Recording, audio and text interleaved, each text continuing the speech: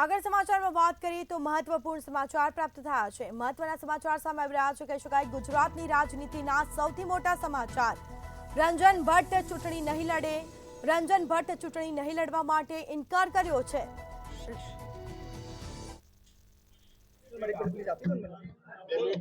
Ben क्या कहेंगे जिस तरह आपने एक नाराजगी व्यक्त की है और क्यों आपने आज ये टिकट आपकी पीछे खींची, क्या कहेंगे?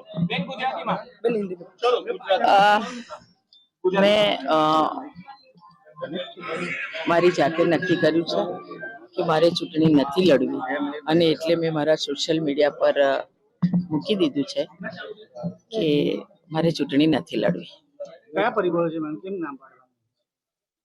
કોઈ પરિબળ નથી। શેનું પરિબળ હોય? કોઈ પરિબળ નહીં। મેં જાતે મેં નક્કી કર્યું કે મારે ચૂંટણી નથી લડવી। સંઘ તરફથી તમને તમે સમાચાર બતાવ્યો છે એટલે તમે પૂછી રહ્યા છો મને? તમે સમાચાર બતાવ્યો છે એટલે તમે પૂછી રહ્યા છો?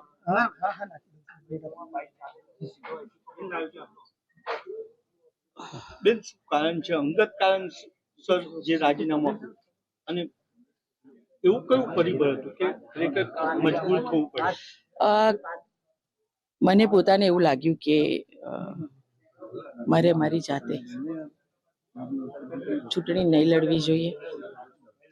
ભારતીય જનતા પાર્ટીએ મને 2 ટર્મ સાંસદ બનાવી, ત્રીજી વખત પણ ટિકિટ આપી, પરંતુ મને એમ થયું કે છેલ્લા 10 દિવસથી જે રીતનું ખોટી રીતે જે બદનામી કરવામાં આવે એ બદનામી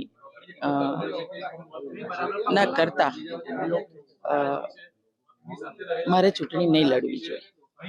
બેન જે ભારતીય જનતા પાર્ટીનો જુદો ક્યાંક